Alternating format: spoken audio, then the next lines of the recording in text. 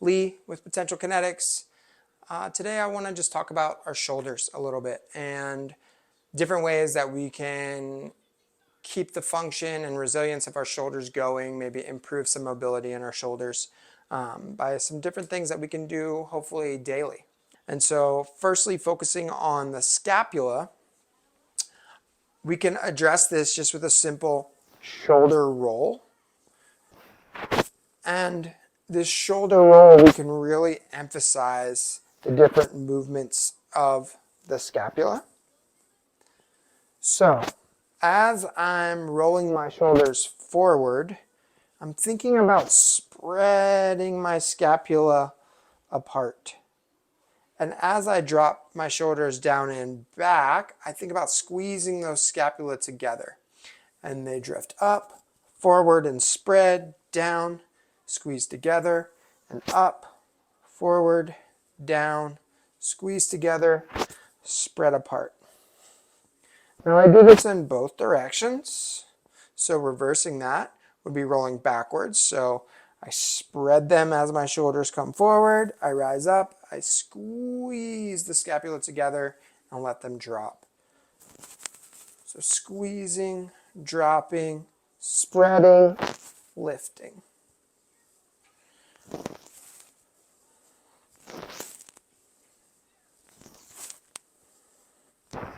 So if there's any pain or discomfort with any of these movements, just try making them smaller. So for some of us, this might just be a really small roll at first.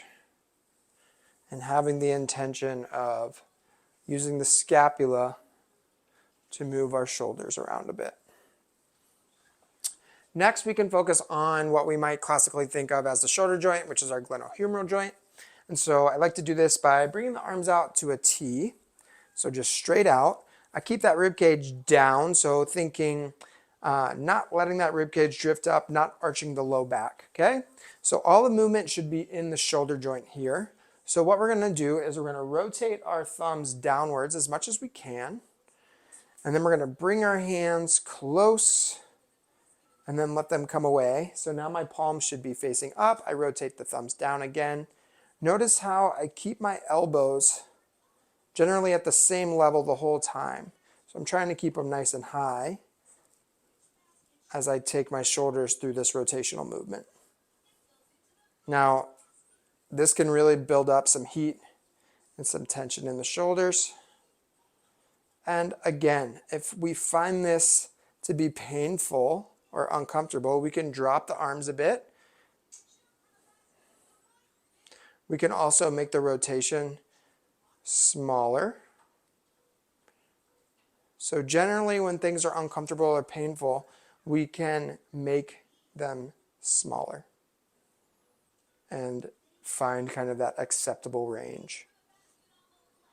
So once we've done a few in that direction, I'll have my palms up.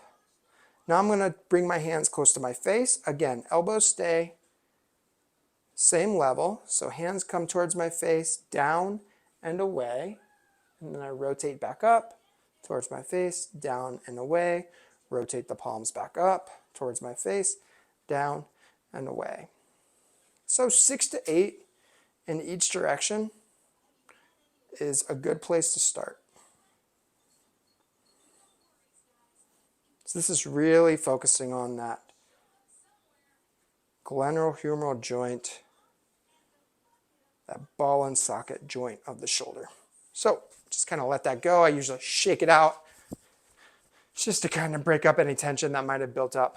Next, we're going to move into a global shoulder circle, so kind of a controlled active rotation. You can do this with both arms or one at a time, especially if you have one shoulder that is a little stickier or a little more limited than the other. So I'll kind of show you both. So to do a single arm, you'll just have your palm facing forward. You're going to bring your hand and arm up as high as you can and as far back as you can. So for some of us, that might be here. Some of us, that might be here, right? So either way, you're just going to go as high as you can until your shoulder pretty much tells you that's it. So as soon as you hit that limit, you're going to rotate the hand out and finish with a backstroke. So it's up till we can't any further, rotate, and back out. Now it's really important to listen to your body here. Listen to what your shoulder is telling you to not push it too far. So if I'm finding pain here, that's it. Then I can rotate, and then it might just look like this, right? That could be it. Or it could be a nice big global rotation like this. Either way, we just have to find that entry point and that place to start. And so then we can try in the other direction. So I'll start with my palm facing back. I'll reach back as far as I can. Again, that could be right here, right? But I reach back as far as I can. Then I rotate the hand outwards and finish with kind of that freestyle swim stroke, right? That overhand stroke. So reach back, rotate. I reach back as far as I can, I rotate, and I finish that rotation. Okay, so this is getting our scapula and that glenohumeral ball and socket joint moving together and kind of integrated into a big global movement. Now, if I wanted to try them together, same exact thing, just both hands at the same time. This can save some time.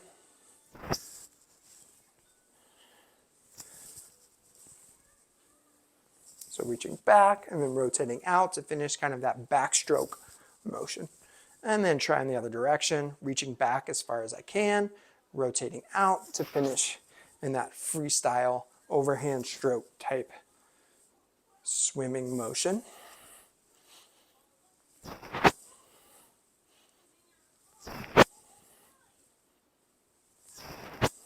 Good.